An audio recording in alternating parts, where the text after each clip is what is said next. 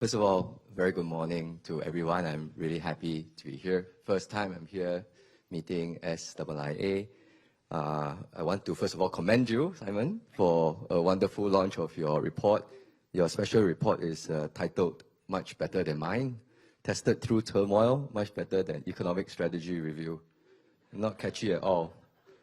But I read the report, at least the executive summary of it, and I think I would agree actually very much with the analysis that's in the report. Indeed, the past few years has been a period of significant turmoil in the global economy, in geopolitics. Just recently, we've had tariffs changing almost on a daily basis. We had the Strait of Hormuz crisis.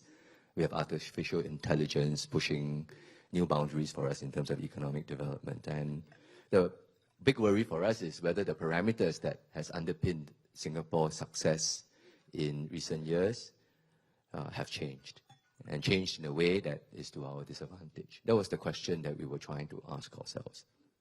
And that's why we, as a government, decided to do the economic strategy review, which SIIA was an important partner for, because you gave us a lot of feedback, suggestions, ideas, and I would say confidence to think about the fact that we have to really reorient ourselves in a different way to the world.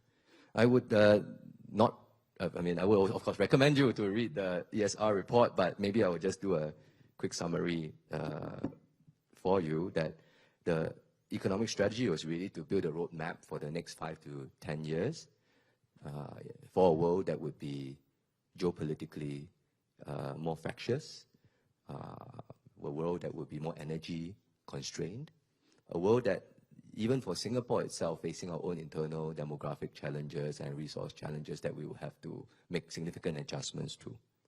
And it was a comprehensive review. It was a relook at all the strategies that had worked for us and the strategies that need to change. And we consulted many people, global business leaders, Singaporean business leaders, workers, unions, trade associations, leaders of SMEs, academics, experts. Very comprehensive relook, taking into account feedback from people who were at the front line or are at the front line of this new economic landscape. And these are the guys who are, or guys and these are the people making decisions on the front line that will shape Singapore's economy for years to come. And so if you can think about it, it's really a collective sort of effort to shape our economic strategy. Now, in the key elements of the strategy, there are over 30 recommendations, but the key elements are this. First of all, what is Singapore's value proposition in this new world? Second of all, how can Singapore move faster in an economy where the cadence is significantly accelerated? And third of all, how can we be resilient and absorb shocks better, because we expect the economy to be more volatile and there being more shocks. World Cup season is over, but if it's an easy way to remember is VAR. Value, agility, resilience. And I think that just summarizes the philosophy behind these recommendations, that it was not about necessarily business as usual.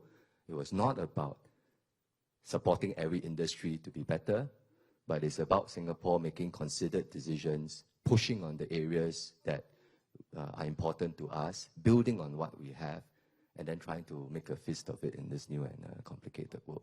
And it is in that spirit that it keeps the ESR, I think, consistent with what the SIIA report has said.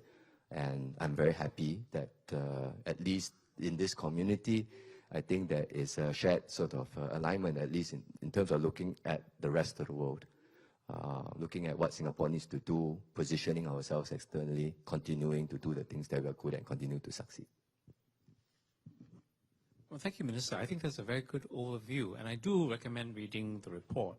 And as the Minister said, I think trying to discern what is new is not that easy, because a lot of what Singapore is already doing well is also to be reinforced. And that's why I meant that it's not that Singapore is uncompetitive, but it's simply how to get even better. So in that dimension, Minister, could I move the discussion on to the region? How do you see Singapore's success linking to the success of ASEAN? Sometimes when I travel the region, there is a kind of win-lose mentality that if Singapore is got this or that advantage, they don't. I tell people it's not a football game. If it was, I'm happy for Singapore to lose football and win a lot of other things, you know. I'm crazy that way. But coming back to the serious thing, how do we sort of position our relationship with ASEAN in terms of trying to bring up the region and, of course, our own country? Yeah, the football competition is ongoing at the moment, you know, so it's probably not a good time to be talking about these things with them. But, you know, for us, ASEAN has always been a very important part of our economic future. We are small, we are constrained in terms of resources, in terms of market, and I'm very glad that there are people, organizations, SIA, focusing on ASEAN, reminding people how important the region is. ASEAN itself is a market of 660 million people, plus or minus, growing middle class, has a lot of intrinsic advantages, particularly in a world and a global economy that's fragmenting. I think in the short term, there will always be perturbations. There will be countries that are doing better, doing worse. In the AI age, I think there are some catch-up that I think we need to do in terms of building indigenous capability within ASEAN. But even then, there are advantages for us in terms of the availability of energy, the availability of talent at a good premium that enables us to continue to be competitive. It's always difficult because when you get in the group together, everybody looks at where they are individually and they hope to be doing different things and they want to make sure that they are all successful. But for a lot of us, actually, there is a lot of complementarity, and if we can work together on common initiatives, I think it is a win-win situation for us. Next year is going to be the year where we are the ASEAN chair. And we're always excited whenever we have the chance to be ASEAN chair because it's a chance for us to push initiatives forward, to be able to work as a region, to put our agenda together. And I can't speak for the rest of the government, not quite my place, but at least on the transport side, I have quite a lot of exciting things which we really would like to advance.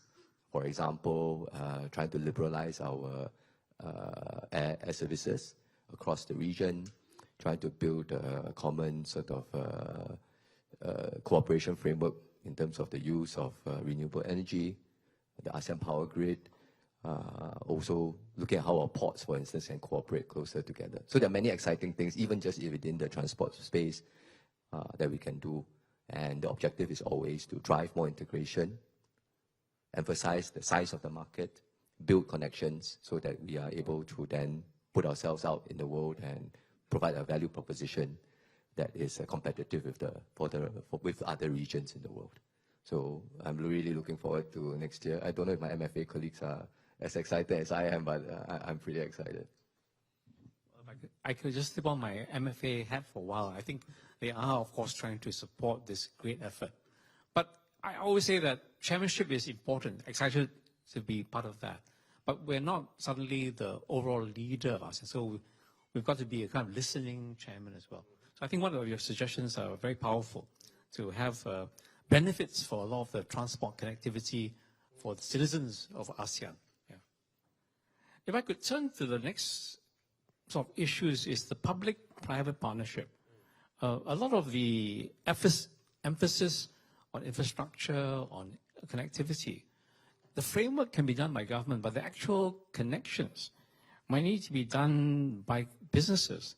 Really, what can governments do? Political or policy certainty, trust, you mentioned, closer collaboration, the way you sort of engage them on the report.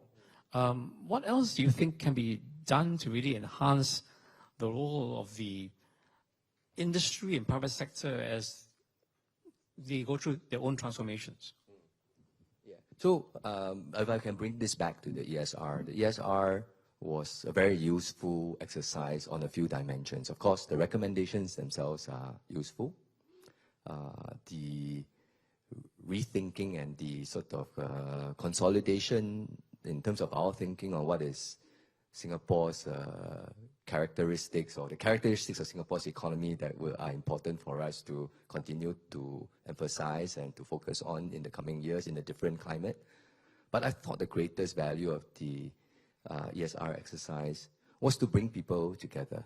I mentioned earlier that it was a very significant, large, wide-ranging consultation exercise.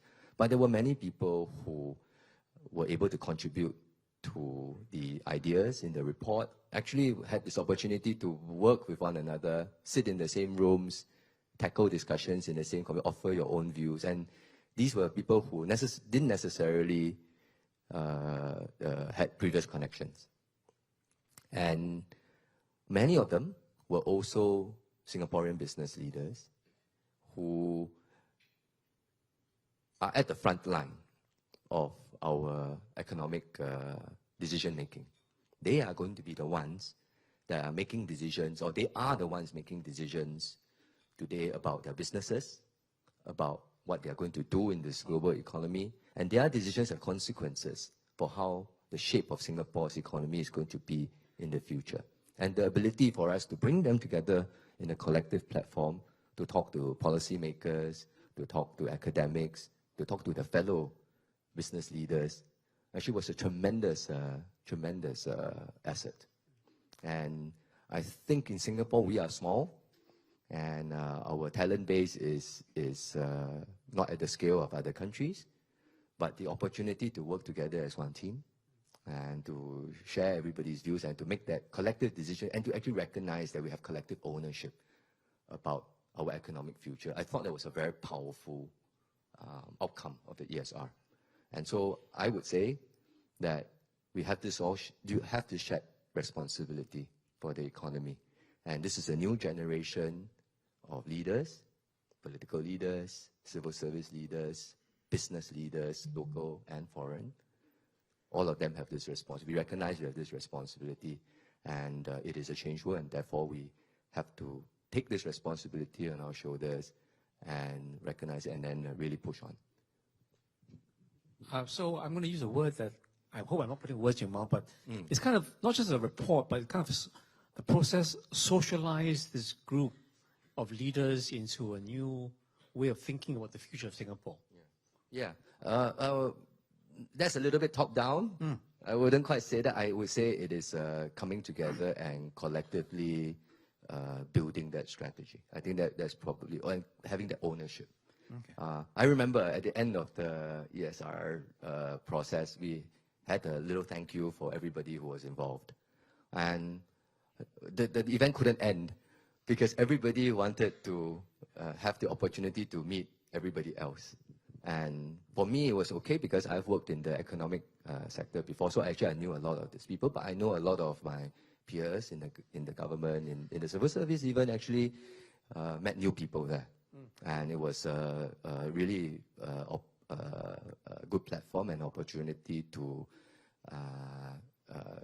build new ideas, new relationships, generate new connections, and have the potential for future collaboration. I think, yeah, that's sort of, we have learned that we will try to do more of these, recognizing the value of having these discussions together. Minister, we'll move on to some questions and comments from the floor. As I do so, there'll be microphones roaming around. And I encourage you to just introduce yourself briefly and to make your point quite briefly. But to start us off, the SIA has our own sort of networking group. We call them the Emerging Leaders Network. These are not kids. They are actually working professionals like Gareth over there. A number of them are working in large companies, very much involved with region. And given that we're from the SIA, we don't tell them about everything. We just try to inculcate ideas of the region, how Singapore's place in the region, and of course the idea of leadership. So I think I've asked one of the ELNs who asked the first question. And if I'm not wrong, it's Ms. Genevieve Ding, ex-government and now with some American bank or something like that. Genevieve? Thank you very much, Simon, and very good to see you again, Jeffrey. Yes, old friend. Yes, old friend. My name is Genevieve, and I work at JP Morgan. And my question to you is, well, first of all, congratulations for the ESR recommendations. And I think it was very ambitious in the sense that it recommended transformations across multiple dimensions. And my question is, given that Singapore has limited resources, both in terms of manpower, fiscal prudence, and capacity, the question is, what are the hardest trade-offs that the Singapore government has to make going forward when implementing these strategies? And what are we consciously choosing to give up in order to pursue what we have set up or decided to do under the ESR? Thank you. Can I just caution that this is open to the media, given that he's a newly appointed minister? Jeffrey, sorry. To be harsher on me or to be less? No, to be, trade-offs are always a tough thing. Promising people the moon and the stars is great, but I think it's a very hard, real question. Yeah, I mean, we've always been dealing with trade-offs. Right? Jen and I go back a long way. She was a former MOF official. So she was at the frontier of making trade-offs for the government. I think the constraints that we face are clear to us. The demography is a huge constraint for us. Our population is aging very quickly. Our TFR is abysmal. We have to integrate our, whoever comes into Singapore better. And overall, it means a more highly skilled workforce, but a much smaller one, which means there are opportunities maybe you can no longer take up. At the same time, the cost structure of the economy is also different. But I think the biggest constraint for us going forward will be energy. We are challenged in terms of renewable energy. Even if we plaster the whole of Singapore in solar cells, it's not going to make, I think, even 10%, of our total energy needs. And this is at a time when energy around the world has become even more of a scarce commodity.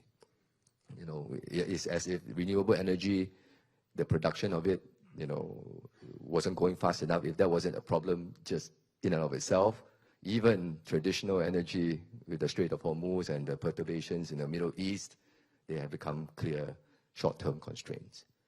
So we have to find a way. It would have to maybe result in new dependencies, new collaborations, new networks. We have to diversify our energy sources and look for new energy sources. And I think that's behind the thinking that, behind MTI's thinking about how to uncover new energy sources, including nuclear energy, to see whether it's feasible. What do we have to give up? Well, I would sort of turn that question around to say, what are the things we really need to emphasize, to build? So I talked about energy and having to diversify energy resources. But I think on the manpower side is something we need to really focus our attention on.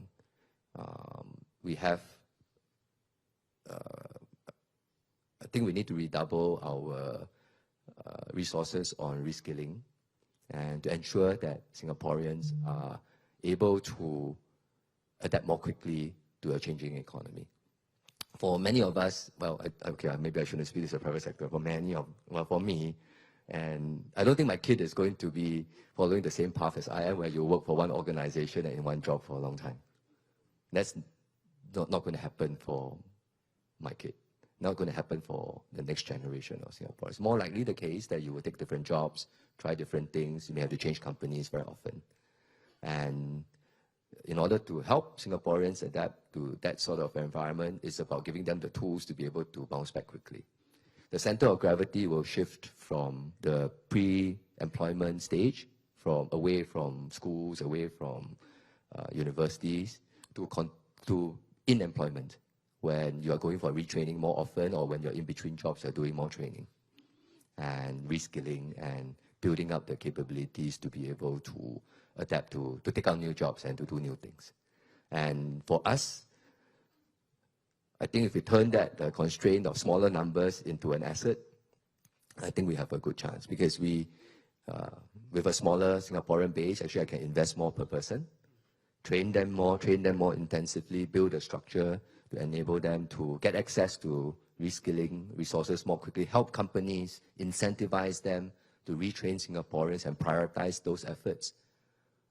That is something not many cities or countries can do. We have a head start already with Skills Future.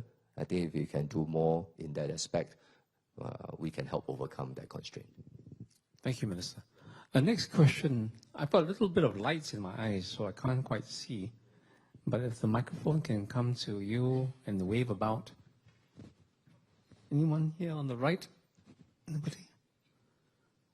Right in the center, I see my good friend Zainal Abidin Rashid, please. Thank you. May I do Please, that? Zainal. Thank you, Simon. First of all, I'd like to congratulate SIA, of course, Simon, and for your leadership. And to Minister, I like your socks.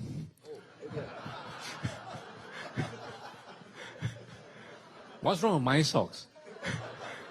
You are very much, Minister, in tune for the regeneration. Just to get on the right footing, my question is about regeneration, Minister. Yeah, what do you think about the challenges of regeneration, especially for our two closest neighbors, Malaysia, Indonesia? I think Malaysia, you've seen recently the elections in Johor, in Negeri Sembilan, and it's going to be quite challenging for my good friend Anwar Ibrahim. And our relationship goes as far back in the 60s where we were student leaders, but now you can see going forward. How do you see the challenges of regeneration or leadership, particularly in Malaysia and Indonesia? Thank you. To be fair to Minister, as Minister of Transport, ESR. No, not that. I just don't want to say anything, get myself into trouble. I was about to say that, I mean, I said this is his first public engagement as Minister. Zainal, don't get us all in trouble. But Minister, please. Yeah, thank you. First of all, very, very happy to see you, Zainal. Thank you very much for being here today. It's a good honor. I promised my wife not to talk too much about her after recent comments, but she's responsible for my socks. She buys them, I wear them. On regeneration of leadership, I can't really speak so much about what's happening in other countries. I mean, the dynamics of politics in other countries are different. We know in Malaysia they have had a period of stability politically, relatively stable for the last few years under PM Anwar, with somebody who, as Mr. Zainal, you pointed out, we have a good long relationship with, and in fact somebody we can work with and have been working with for some time. And even in his cabinet, we have many relationships with his ministers. I have a good relationship with Minister Anthony Loke. He has had good relationships also with our past ministers, including Minister Khaw Boon Wan when he was the transport minister. And I've had, we have direct line to each other. We communicate very often, and that enables us to work on projects together, but more importantly, to understand each other's perspectives. And I think that basis of understanding is very important. We recognize that, so there are many opportunities for the officials and the political office holders to meet each other often. We travel to our counterparts often, and they come to visit us as well. And the most important thing is to build that relationship, so that the good times you build a relationship. In the times where there is things you need to resolve, then we can work together on the basis of trust. For us, it's the same. I mean, it's a new relationship now. I'm new to this job. I'm only 1 year plus only. So politics is a new game for me. Working with the political leadership in other countries is something I am also building up the competencies for. But I think a lot of it is based on having a good personal relationship, particularly in the ASEAN region. And we want to strive to do that, and that means just creating more opportunities to meet and to discuss things. So on this front, we have to do this. Of course, next generation of leadership, I guess we want to meet the new generation of leader. They also want to meet us. So my calendar is very full, and you know, that's okay. That's part of the course. We just do our best to see whether we can forge a relationship for our own generation as well. Thank you. Next question, anybody?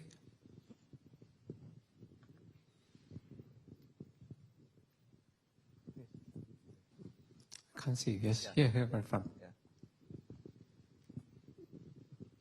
Jean-Luc Anglada, Yes. former banker. Thank you. Thank you very much, Simon. My name is Jean-Luc Anglada. I am a retired banker and private investor. I read on the different screens here, Singapore, ASEAN, Asia, turmoil and transformation.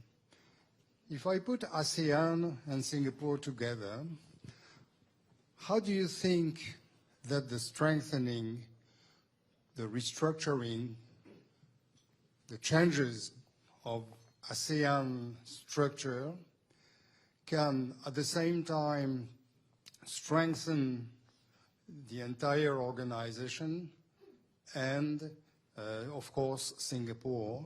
And how can it help address the future events, political, economical events, which will definitely occur in the next few years? Thank you. Thank you for the question. Well, the ASEAN has evolved over time. It's a much bigger organization now with more members. We just had the 11th member, so one important thing we have to discuss is how to adjust the ASEAN logo. You know, it has 10 strips. Where do we put the 11th strip? But as the organization is bigger, it's necessarily more diverse. The needs of its members, the different sort of emphasis, stages of development, interests would be different. So pulling an organization together is harder. You can take some cue from the EU, I guess, how fast the EU can move and what's important. But I think they compensate for that with scale. The fact that you are larger, you are incorporating more sort of people, a larger market, more a wider sort of polity. It gives you heft in globally to be able to make deals externally with other regions too, other organizations. So for us, I think for ASEAN, the agenda will always be one of trying to foster greater integration, trying to leverage the benefits of size, and trying to achieve, I think, what we all agree are important things that I suppose more no regrets moves that we can do to try to get things moving. We are always operating on the basis of consensus. So building that consensus takes time.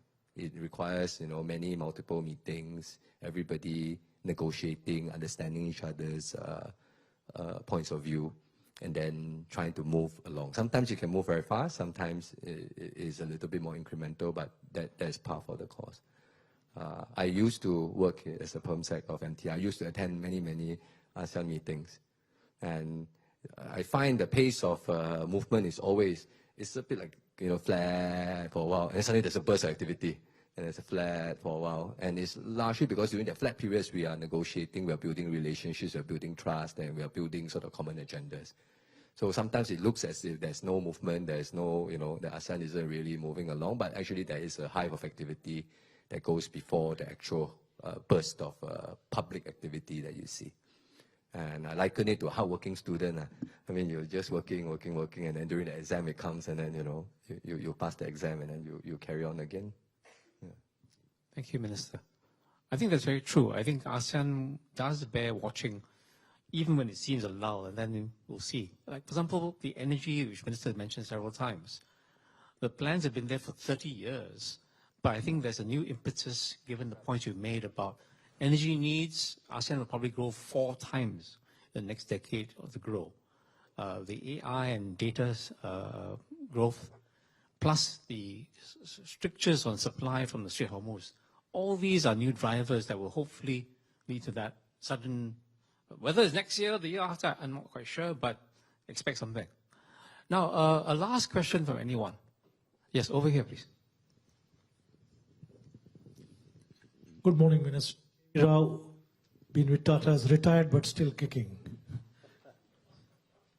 A question that concerns Singapore and your ministry in particular. I think the two pillars that have fueled the growth historically for us is trade and transport in terms of ports. With the change in the global landscape of supply chains disrupted, trade flows changing, Trumpism all over, it's a slightly unpredictable world, and the competition on ports, as well as the core competency of Singapore's transshipment port, which is, I think, a global benchmark, will come under increasing pressure if it has not already come. My question is, Singapore is not limited to the borders physically as to what we are, but our competitive advantage, as we're talking today, is replicable into many locations in Asia, which could potentially be such transshipment ports. I'm aware of some work that PSA has been doing, but isn't there a huge opportunity for Singapore to put its flag down in many more potentially competitive locations to not just be based to the confines of Singapore, but a globally strong operator in this space, which can perhaps be giving us competitive advantage for the next 1-2 decades? Something large picture, but would love to have your thoughts. Thank you. I will fully agree with you. So what you said about, first of all, the changes in the global environment, particularly in the trading economy, absolutely on point. In fact, the changes to movement away from the regime of free trade has been happening even before Trump. I think COVID was a big catalyst for that, because we were moving away from just-in-time trading to just-in-case trading already.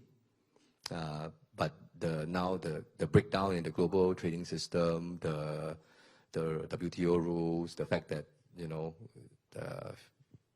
free trade agreements are now not only disregarded but seen as anathema to public policy conversations.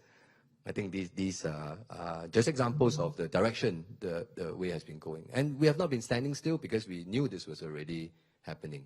For free trade agreements, we were already focusing on new areas of collaboration, which were related, not exactly sort of directly talking about free trade, but the digital economy agreements, for instance, facilitate free trade.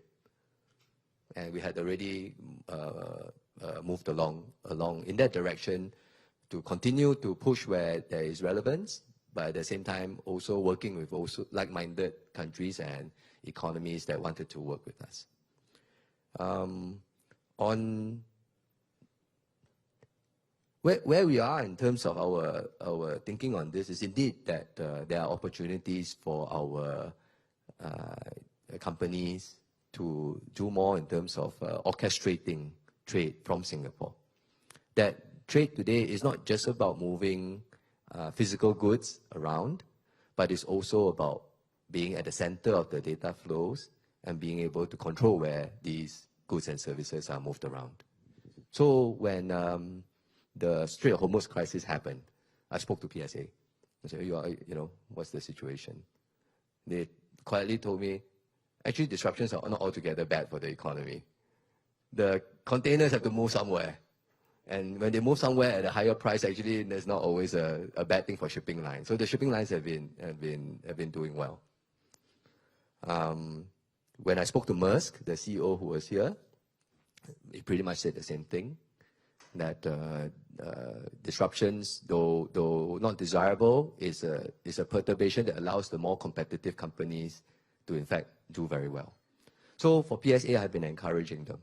Indeed, I like the way you put it, to plant our flag in more competitive places. We have actually a very big network of ports already around the world. And where there are services that are disrupted in one area, actually PSA has the ability to orchestrate the movement of ships and containers to its own ports. We want to do more of that. I'm encouraging them to do it. I think there's also opportunity for us to do it in air cargo too, maybe to a slightly lesser extent, but there's an opportunity there as well. But this is in fact a key recommendation in the economic strategies review, that we want to move from just being a hub for goods and services and trade to being a hub where these flows are orchestrated out of Singapore. And so we'll continue to do that. I'm delighted to tell you that PSA and your parliamentary colleague will be speaking in a later panel, Chairman, Minister. Yeah, Mr. Fu is here. So we'll be picking up this point for more discussion in competitiveness and the ASEAN region. The last question I want to ask you, if I could ask you something slightly more personal, given that, you know, as you said, it's been just a year plus since you've entered politics. You were permanent secretary before. You're very cognizant of the trade and international dimensions of transport, etc. But as also now a member of parliament, how do these issues play out with your constituents, your voters, to the man in the street? How do we, when we all leave this room, how do we communicate to our neighbors and friends these issues and why they're important for Singapore and their jobs? Thank you. You know that politicians haven't done well with personal questions of late, including me. Okay, don't make it too personal. No, yeah, it's okay. Well, we have to do it. I mean, we have to be true to ourselves and just don't step on landmines. But I think having done a year of this job, first of all, I'm still very much learning on the job. I was a civil servant, and while you have a sense as a senior civil servant on how to communicate issues and how to explain things to the wider public, it's not the same as if you are on the ground explaining it to the person in front of you. It's just not the same. And I find that in this new job, that's a skill I have to develop and really lean on, understanding how to find the most salient points in any issue, the one that matters the most to the person on the other side, and then to convey that in the simplest possible way. I have moved from essentially a product developer to the product salesman. But it is helpful because I used to be a product developer, so I know what the product is about. And I think that's very important when it comes to being the minister, being the political person who's explaining, being the MP, explaining the thing to your residents. It's important for Singaporeans to understand how crucial our external environment is for us. If anything, there's not enough discussion on these issues. There's too much discussion on our domestic issues. I think the existential things that matter to Singapore, that will make or break Singapore's success in the next decade, that needs continual airing and continual reflection and thought. It is why I was very happy last month we did a parliamentary motion on the future of transport, which enabled us to talk about the air and sea parts of my transport portfolio a little bit more. It is why I'm very happy to be here, to be able to meet all of you, to support SIA, because your agenda is about the external environment, reminding Singaporeans how important the world is to us. And we need to continue to do this, put the issues out there, so that we all continue to have this collective ownership of our future and of the issues that matter to us. So thank you very much for doing this, and I'm very happy to be here today. Well, with that, Minister, may I ask you all to join me in thanking Minister. He said he's still learning, but if this is what he's learned in 1 year, I'm looking forward to the rest of his career. Thank you very much, Mr.